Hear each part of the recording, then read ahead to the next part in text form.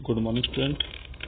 हमारा जो लेसन चला हुआ था समय की शुरुआत से, उस लेसन का जो हमारा नेक्स्ट टॉपिक आज जिसमें important question long type question आ जाता है, आदि मानव के भोजन प्राप्त करने के कौन कौन से तरीके थे, कि किन किन तरीकों से आदि मानव भोजन प्राप्त करता था। अब तक हम जो ये इम्पोर्टेंट क्वेश्चन है, ये लॉन्ग टाइप क्वेश्चनों में आ जाता है।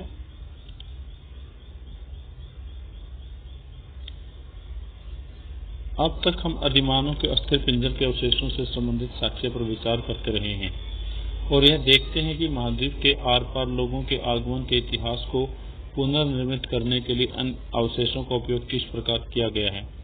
लेकिन इन सब के अलावा मानव जीवन के रोजमर्रा के साधारण पहलुओं पर विचार करना भी उतना ही आवश्यक होता है। आइए देखें इनका अध्ययन कैसे किया जा सकता है। आदिकालीन मानव कई तरीकों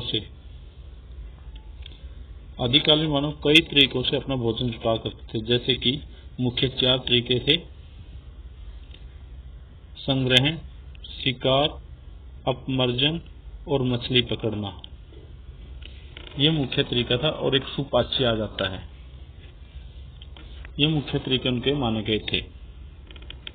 संरक्षण की प्रक्रिया में पेड़ पौधों से मिलने वाला खाद्य पदार्थ जैसे बीज, गुठलियां, बेर, फल एवं कंदमूल इकट्ठा करना शामिल है।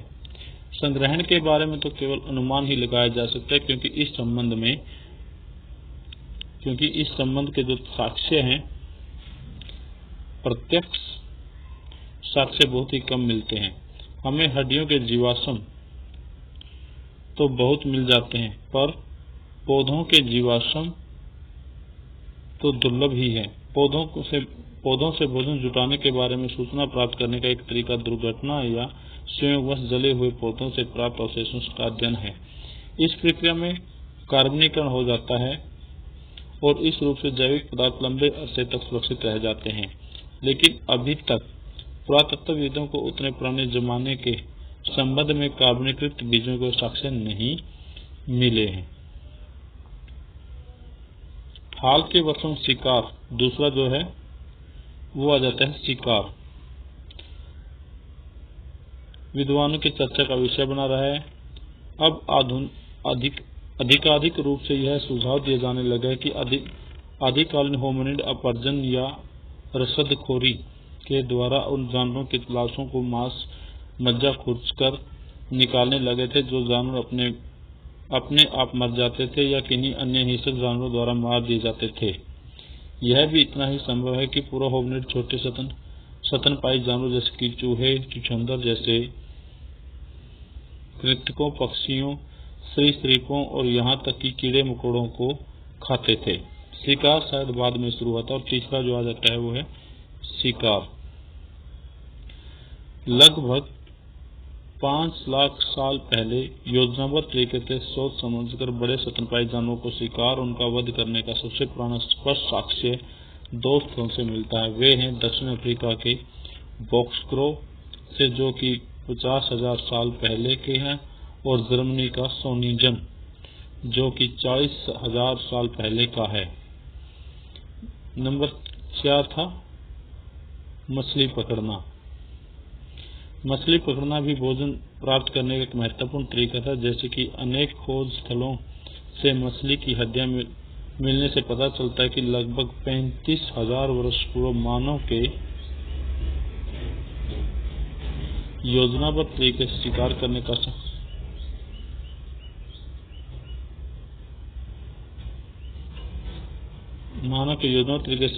का साक्ष्य कुछ यूरोपीय खोज स्थलों से मिलता है। ऐसा प्रतीत होता है पूर्व मानव के कुछ ऐसे जहाँ से नदी के पास डोल्नी वेस्टोनाइस जो चेक गणराज्य को सोच समझकर शिकार के लिए चुना था।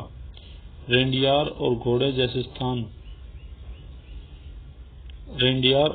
जैसा स्थान बदलने वाले जानवरों के झुंड पतझड़ और बसंत के मौसम में सोता उसी नदी के पार जाते थे और तब उनका बड़े पैमाने पर शिकार किया जाता था।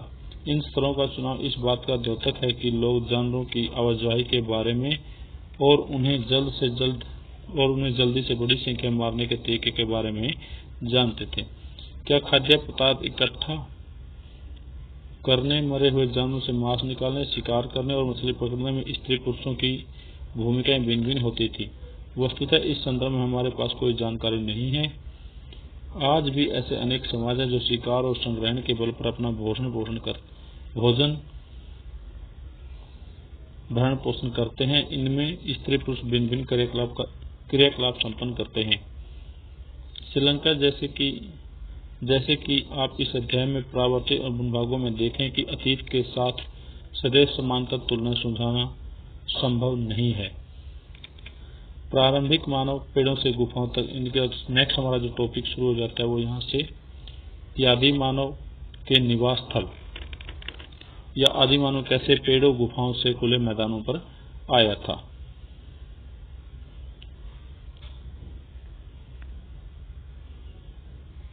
प्रारंभिक मानव के रहन सहन के बारे में उपलब्ध साक्ष्यों के पुनर्निर्माण करने की कोशिश करते हैं तो हम अपने आप को ज्यादा सुनिश्चित आधार पर पाते हैं। उपलब्ध साक्ष्य का पुनर्निर्माण करने का एक तरीका यह है कि उनके द्वारा निर्मित शिल्प कृतियों के फैलाव को जांच करना। उदाहरण के लिए उनकी जीवन शैली के बारे में जानने का एक तरीका है उनके द्वारा निर्मित वस्तुओं के फैलाव की जांच करना। उदाहरण स्वरूप केन्या के किलोम्बे और अजोसाइली के खनन स्थानों से हजारों की संख्या में स्थल उपकरण और हस्तकुठार मिले थे। ये औजार 70,000 से लेकर 50,000 साल पुराने हैं। ये इतने सारे औजार एक ही स्थान पर कैसे इकट्ठे हुए, यह संभव है कि जिन स्थानों पर खाद्य प्राप्ति के संसाधन प्रचुर मात्रा में उपलब्ध थे वहां लोग बार बार आते रहते थे। ऐसे क्षेत्र में लोग शिल्प कृतियां सहित अपने क्रियाकलापों के चिन्ह छोड़ जाते थे। ऐसा प्रतीत होता है कि पूरे परिदृश्य में कुछ ही क्षेत्रों में जमा शिलाकृतियां मिलती हैं और वे क्षेत्र कुछ अलग से दिखाई पड़ते हैं कि जिन स्थलों पर लोगों का आगमन कम होता है वहां ऐसी शिल्पकृतियां कम मात्रा में सतहों पर बिखरी हुई हैं। यहाँ यह भी शायद रखना जरूरी है कि एक ही क्षेत्र में होमिनिड अन्य प्राइमेटों और मांस भक्षियों के साथ निवास करते थे। निम्नलिखित रेखा चित्र में दिए गए ये कैसे होता है कि 4 लाख से लेकर 1,25,000 पहले गुफाओं तथा खुले निवास क्षेत्रों का प्रचलन शुरू हो गया था। इसके साक्ष्य यूरोप के पुरास्थलों में मिलते हैं। दक्षिण फ्रांस में स्थित लेज़रेट गुफा की दीवार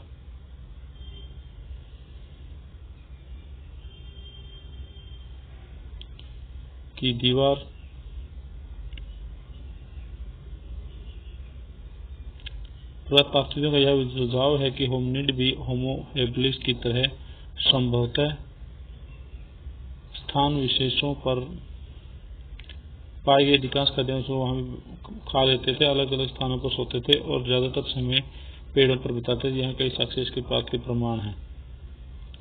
तो यहाँ पर शिलाकृतियां जो क्या होती है वो शिलाकृति किसे कहा जाता है?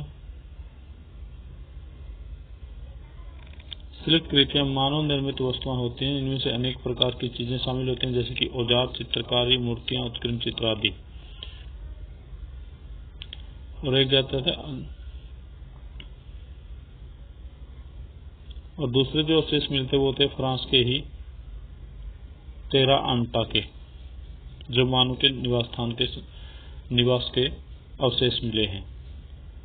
तो वहां जो लेज़रेट के अंदर मिला था जो 12.4 मीटर का आकार का एक निवास स्थान से स्टाकर बनाया गया है। इसके अंदर 2 चूल्हों और भिन्न भिन्न प्रकार के खाद्य स्रोत जैसे कि फलों, वनस्पतियों, बीजों, काष्ठफलों, पक्षियों के अंडे और मीठे जल की मछलियों के साक्ष्य मिले हैं। एक और पुरास्थल दक्षिण फ्रांस के समुद्र तट पर स्थित तेरा आमटा में के घास फूस और लकड़ी की छत वाली कच्ची कमजोर झोपड़ियां सामयिक मौसमी प्रवास के लिए बनाई जाती थी। केन्या के चेसोवांजा और दक्षिण अफ्रीका के स्वाट क्रॉस में पत्थरों के औजारों के साथ साथ आग भी पाई गई है। चिकनी मिट्टी और जली हुई हड्डी के टुकड़े मिले हैं जो कि 14 लाख से लेकर 10 लाख साल पुराने हैं। क्या ये चीजें प्राकृतिक रूप से झाड़ियों में लगी आग या ज्वालामुखी या उत्पन्न अग्नि से जलने का परिणाम है, अथवा क्या ये एक सुनियोजित या सुनियंत्रित ढंग से लगाई गई आग में पकाकर बनाई गई थी, इसके बारे में सटीक रूप से नहीं जानते। दूसरी ओर चूल्हे आग के नियंत्रित प्रयोग के द्योतक हैं। इसके कई फायदे थे। नियंत्रित आग का प्रयोग गुफाओं के अंदर प्रकाश व उष्णता मिलने के मददगार होता था और उससे भोजन भी पकाया जा सकता था। इसके अलावा लकड़ी को कठोर करने में आग का इस्तेमाल होता था, जैसे कि भाले की नोक बनाने, सड़क निकाल कर औजार बनाने में भी उष्णता उपयोगी होती थी। साथ ही इसका उपयोग खतरनाक जानवरों को भगाने में भी किया जाता था। तो ये दूसरा हमारा जो क्वेश्चन है वो कंप्लीट हो जाता है यहाँ पर, कि आदि मानव किस तरह झोपड़ियों से निकलकर आवास स्थलों में या मैदानों में आया था, इसके साक्ष्य को उपलब्ध करवाइए। नेक्स्ट जो हमारा टॉपिक है वो है यहाँ पर प्रारंभिक मानव औजार का निर्माण, कि प्रारंभिक मानव ने औजारों का निर्माण कैसे किया था। सर्वप्रथम यह याद रखना उपयोगी है कि औजारों का इस्तेमाल और औजार बनाने की प्रक्रिया मानव तक ही सीमित नहीं है। पक्षी भी कुछ ऐसी चीजें बनाने के लिए जाने जाते हैं जिन्होंने भोजन प्राप्त करने, अपने आप को स्वस्थ रखने और सामाजिक संघर्ष की सहायता देने के लिए उपयोगी होते हैं। इसी प्रकार कुछ चिंपैंजी भी अपने भरण पोषण के लिए जो औजार इस्तेमाल करते थे वह स्वयं बनाते थे। हालांकि मनुष्यों में औजार बनाने की कुछ विशेषताएं हैं जो वानरों में नहीं पाई जाती, जैसे कि हमने पहले देखा है। कुछ विशेष प्रकार के शारीरिक और संभवतः स्नायु तंत्रीय अनुकूलन के कारण हाथ का कुशलतापूर्ण प्रयोग संभव हुआ है और इस कार्य में शायद मनुष्यों के जीवन में औरतों के महत्वपूर्ण भूमिका रही हो। इसके अलावा मानव जिस प्रकार औजार बनाते हैं और उनका प्रयोग करता है उसमें अधिक समरण शक्ति, जटिल संगठनात्मक कौशल की आवश्यकता होती है और वानरों को इन दोनों विशेषताओं का अभाव रहा था। तो वानरों में किसका अभाव था? संगठनात्मक कौशल और श्रवण शक्ति का, इन दोनों विशेषताओं का अभाव रहा है। पत्थर के औजार बनाना और उनका इस्तेमाल किए जाने का सबसे प्राचीन साक्ष्य जो इथोपिया में मिले थे,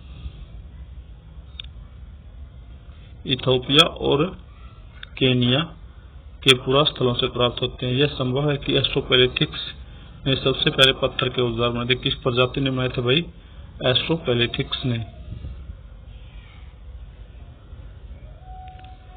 अन्य औजार बनाने के बारे में हम यह नहीं जानते कि यह काम पुरुष या स्त्री दोनों के द्वारा मिलकर किया जाता था। यह संभव है कि पत्थर के औजार बनाने वाले स्त्री और पुरुष दोनों ही होते थे। संभव है कि स्त्रियां अपने और अपने बच्चों के भोजन को प्राप्त करने के कुछ खास औजार बनाती हैं और इसका इस्तेमाल करती रही होंगी। लगभग 35,000 वर्ष पहले जानवरों को मारने के तरीकों में सुधार हुआ और इस बात का प्रमाण यह है कि फेंक कर मारने वाले ढाल तथा तीर कमान जैसे नए किस्म के औजार बनाए जाने लगे। मांस को साफ करके उसे किया जाने लगा, उसमें से हड्डियां निकाल दी जाती थी और फिर उसे सुखाकर हल्का सेंकते हुए सुरक्षित रख लिया जाता था। इस प्रकार सुरक्षित रखे खाद्य को बाद में खाया जाता था। कुछ और भी परिवर्तन आए, जैसे कि समुद्री जानवरों को पकड़ा जाना, उनके रोएदार खाल का कपड़े की तरह प्रयोग और सिलने के लिए सुई का आविष्कार होना। सिले हुए कपड़ों का सबसे पहले साक्ष्य लगभग 21,000 वर्ष पुराना है। छेनी या रुखानी जैसे छोटे छोटे औजार बनाने के लिए तकनीक शुरू हो गई थी। इस नुकीले ब्लेड से हड्डी, सींग, हाथी दांत या लकड़ी पर नक्काशी करना तथा खुरेदना अब संभव हो गया था। तो भल्ला क्या होता था? एक भाला प्रक्षेपक यंत्र, इसके हत्थे पर दी गई नक्काशी देखी कि भाला प्रक्षेपक यंत्र के प्रयोग से शिकारी अधिक लंबी दूरी तक भाला फेंकने में सफल हुआ। क्या आप इस औजार को कोई और लाभकारी उपयोग